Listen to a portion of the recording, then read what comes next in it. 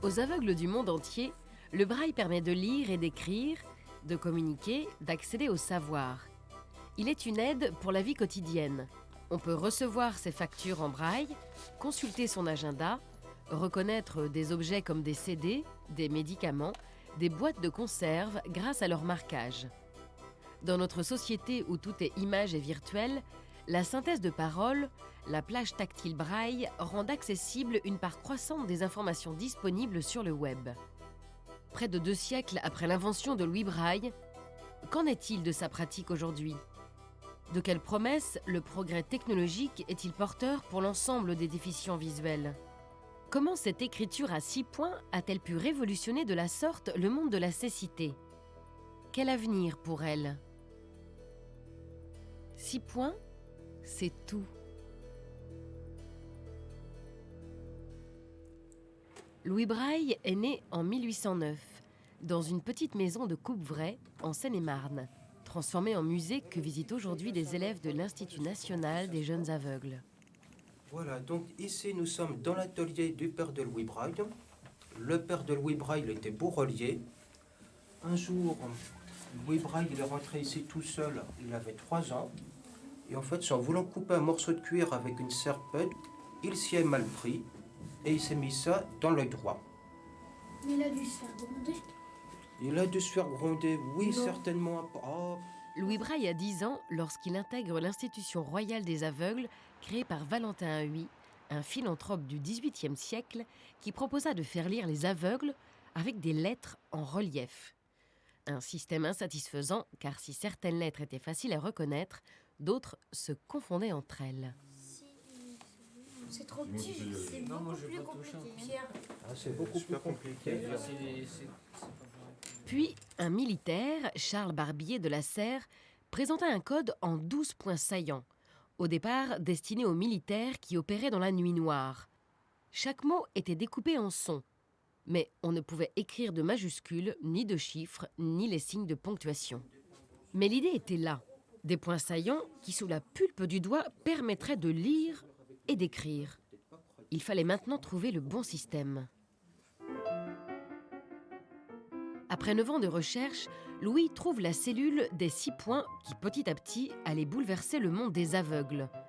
6 points et 63 combinaisons, plus qu'il n'en faut pour les lettres de l'alphabet.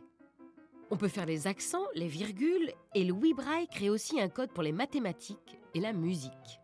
Et même aujourd'hui, il y a encore de la place pour arrobase.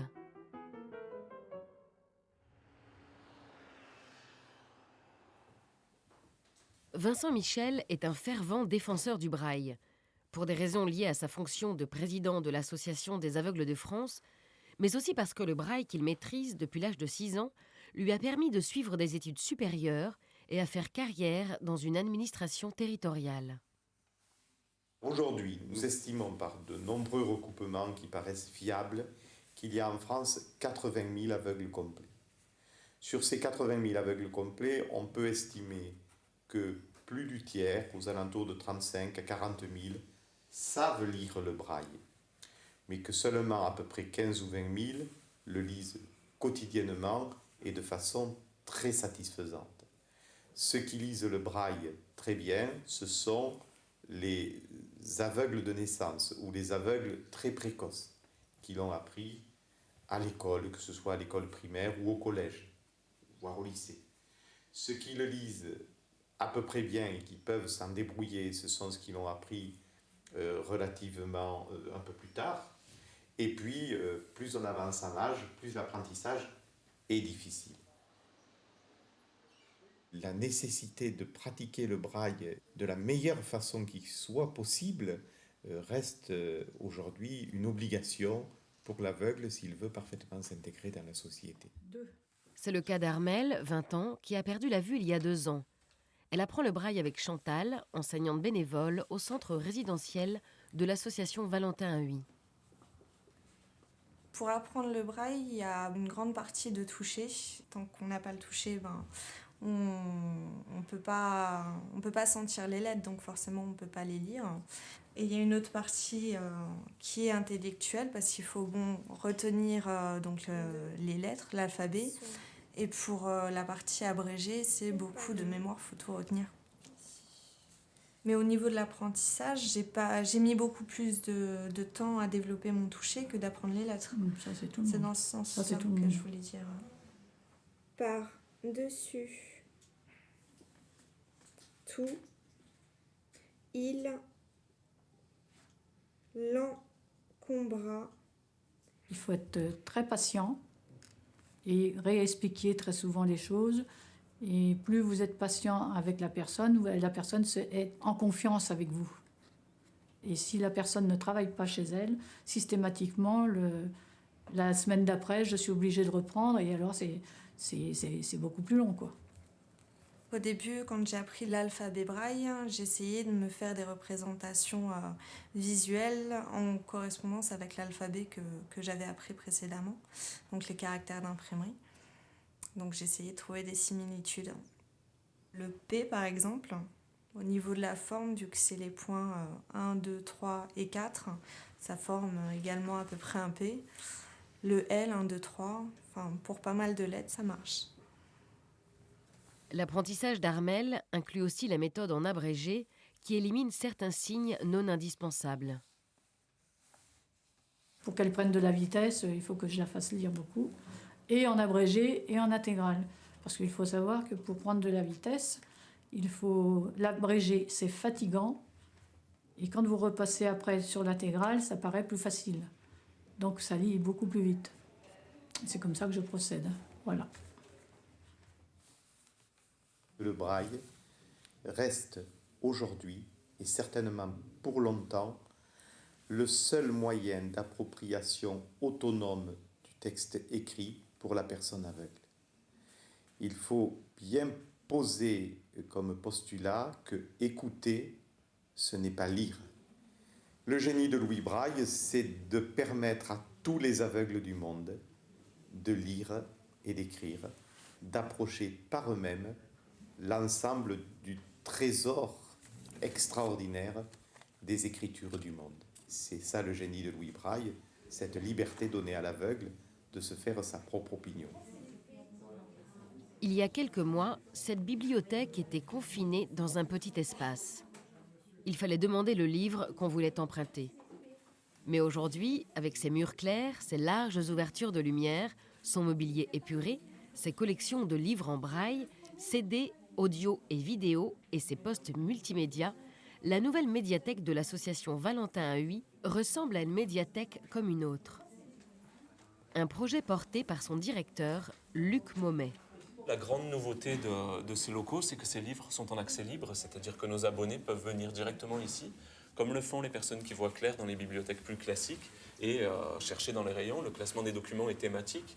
Ici, ce sont les rayons de romans policiers. Ici, nous présentons de la même façon toutes nos collections de livres sonores, puisque les deux modalités d'accès à l'écrit pour les personnes déficientes visuelles sont le braille et l'enregistrement de livres qu'on dit livres parlés.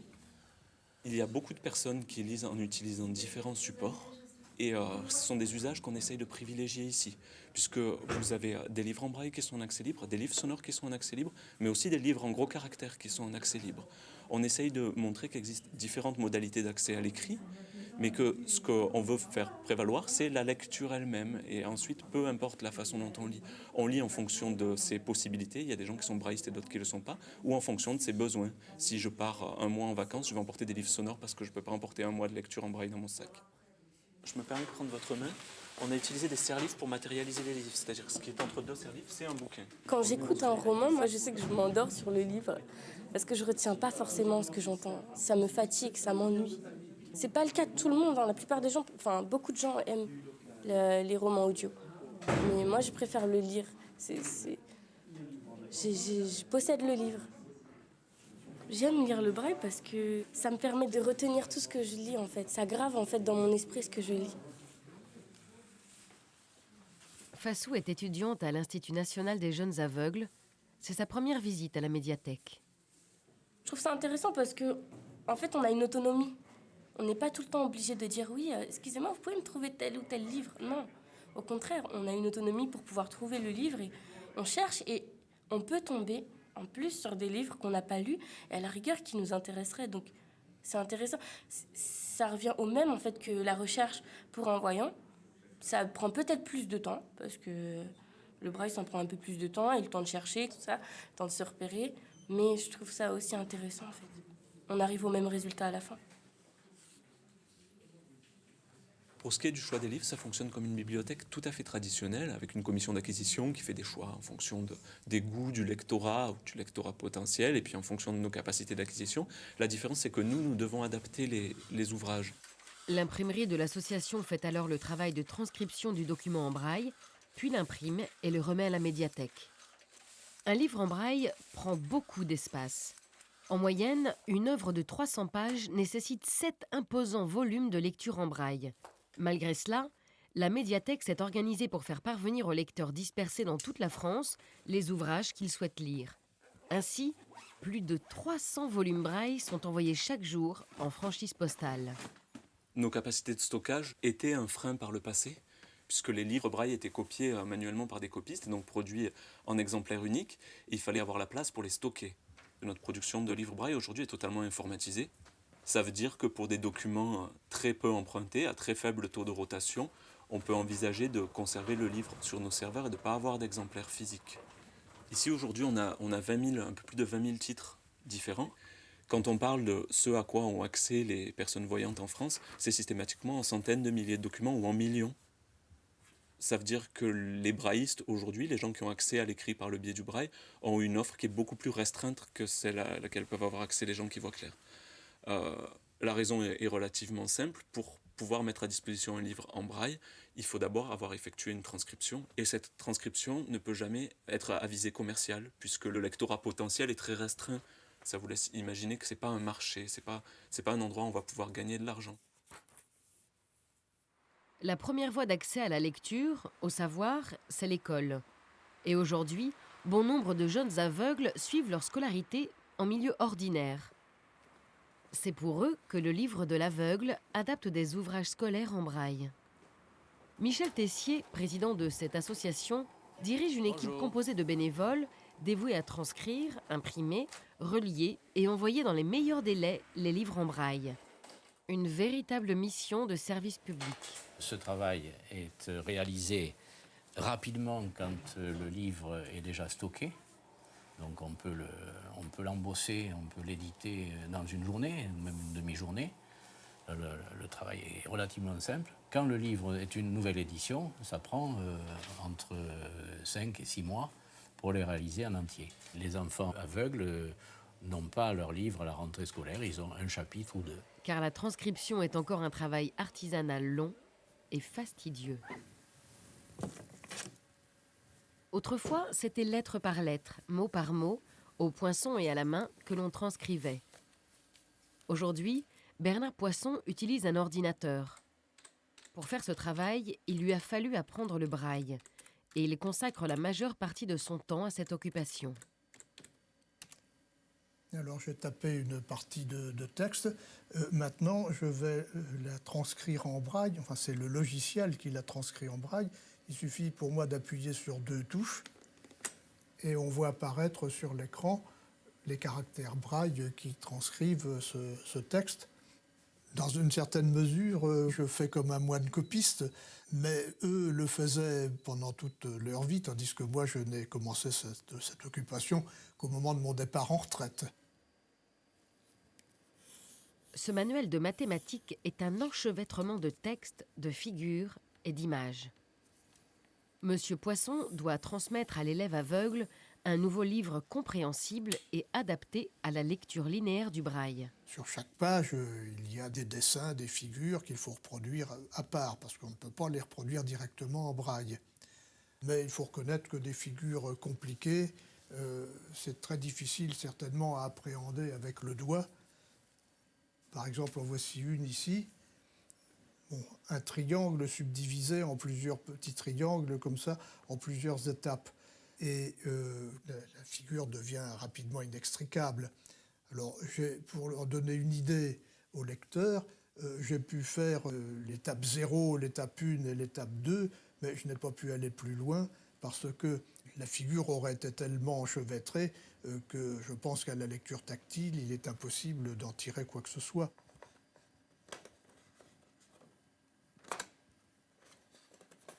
J'ai été sollicité d'entreprendre la transcription de cet ouvrage début septembre. Il a plus de 300 pages et j'ai calculé que j'aurais environ 17 volumes braille d'une centaine de pages chacun. En réalité, on nous demande d'avoir terminé le travail aux environs de Pâques, puisque l'année scolaire, évidemment, dure jusqu'au mois de juin, mais il faut que les derniers volumes braille soient en la possession de l'élève qui les a demandés largement avant la fin de cette année scolaire. Donc c'est un travail qui doit être étalé sur 6 ou 7 mois au maximum, et non pas sur 12 mois.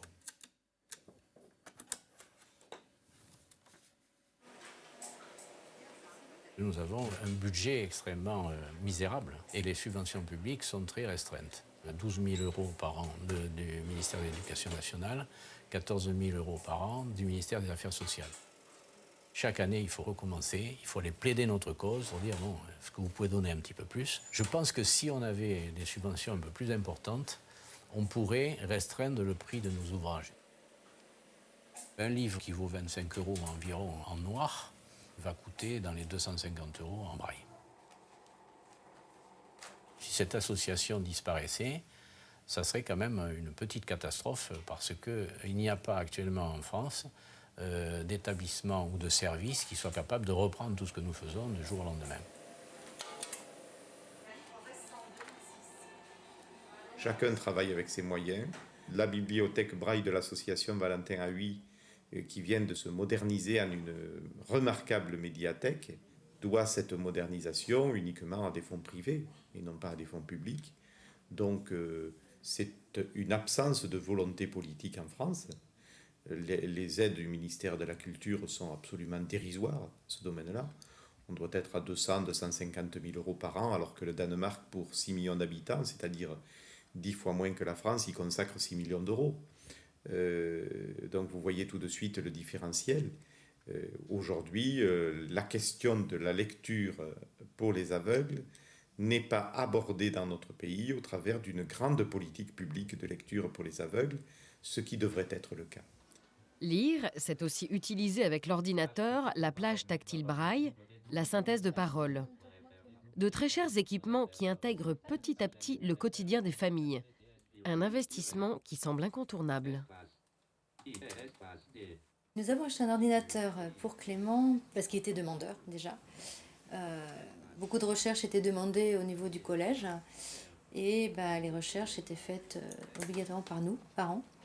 Donc on s'est dit, on ne va pas attendre la 3e pour que l'INJA prête un ordinateur, parce qu'il y a un prêt d'ordinateur, mais seulement 3e, on va accéder à l'ordinateur avec la synthèse vocale. Et pour Clément, 11 ans, l'enjeu, c'est de profiter de tous les avantages des nouvelles technologies sans entamer son temps passé à lire. J'aime bien lire en braille. Oui, j'aime bien. Je lis au moins un livre par semaine. Impeccable. Je bougonne. Suis-moi. J'avais envie d'un ordinateur pour lire, mais avec la synthèse vocale. Parce que c'est bien de lire, il faut s'adapter aux différents modes de lecture. Parce qu'il faut savoir que sur Internet, il y a de nombreux livres disponibles.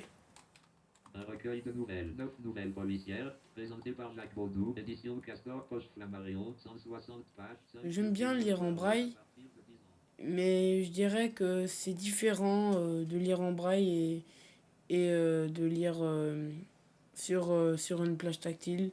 C'est deux choses qui peuvent se compléter, qui se complètent même. C'est pour utiliser les nouvelles ressources proposées par l'arrivée de l'informatique et le web que Dominique Burger, ingénieur à l'INSERM, a créé l'association BrailleNet en 1998.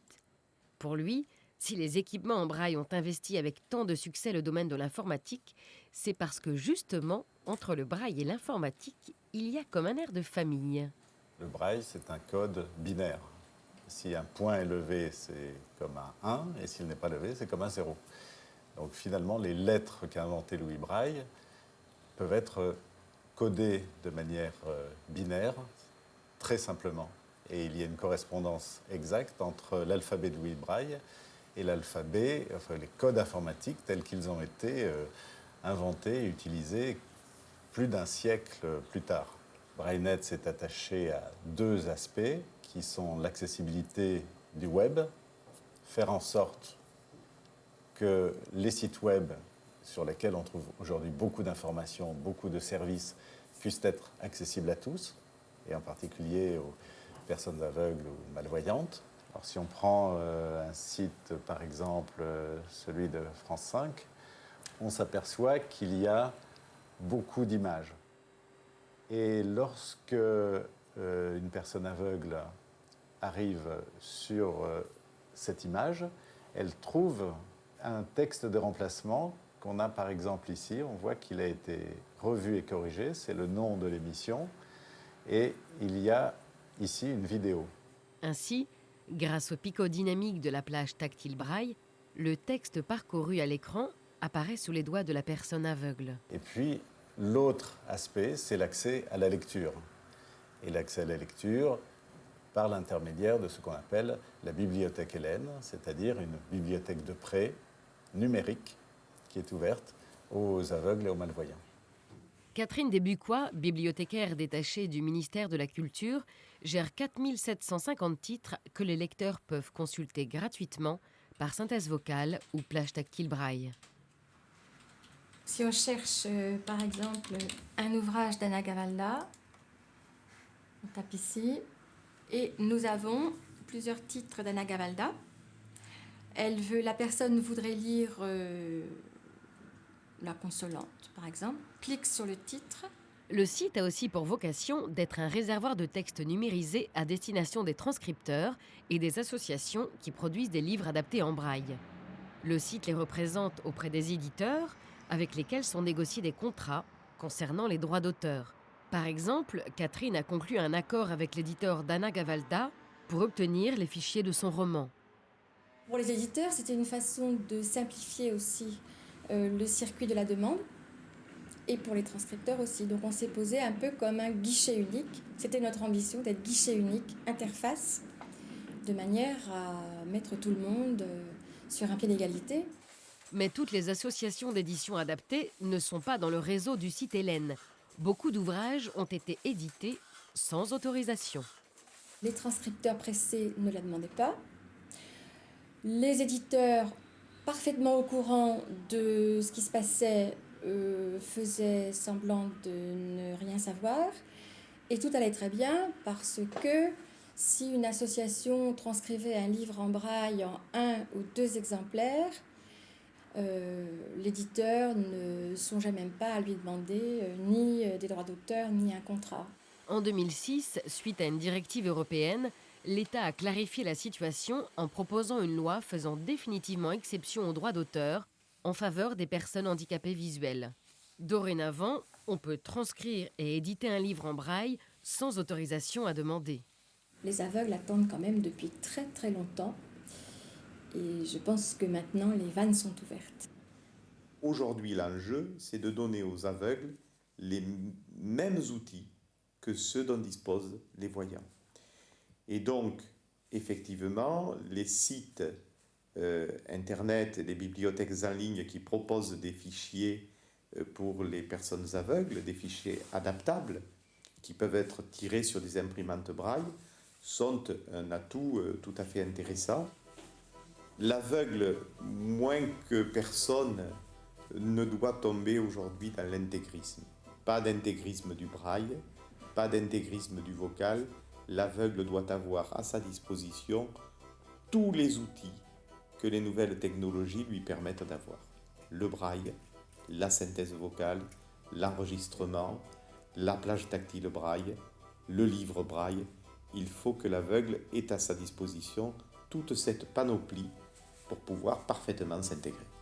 Pour de plus amples informations, vous pouvez contacter le Livre de l'Aveugle 01 47 35 91 17 www.lelivredelaveugle.fr. La Bibliothèque Hélène, www.bibliothèque-hélène.org, l'association Valentin Huy au 01 44 49 27 27, www.avh.asso.fr, l'association Voir Ensemble 01 53 86 00 00, www.voirensemble.asso.fr, la Fédération des aveugles et handicapés visuels de France au 01 44 42 91 91, www.faf.asso.fr. Pour retrouver toutes ces informations ainsi que d'autres, le site internet de France 5 est à votre disposition, www.france5.fr/à vous de voir avec des tirets, ou écrivez-nous à vous de voir, France 5, 2-4 rue Marceau, 92 130, ici les Moulineaux.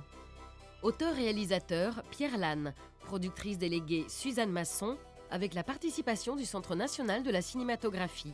Avec le soutien de la VH, Association Valentin Huy au service des aveugles et des malvoyants, l'association Voir Ensemble, la Fédération des aveugles de France, France 5, Pôle documentaire Pierre Bloch de Friberg, Carlos Pinsky, Hervé Guérin, Philippe Lemort, Valérie Verdier-Ferré. Cette émission vous a été proposée par Bleu Cristal Média et France 5.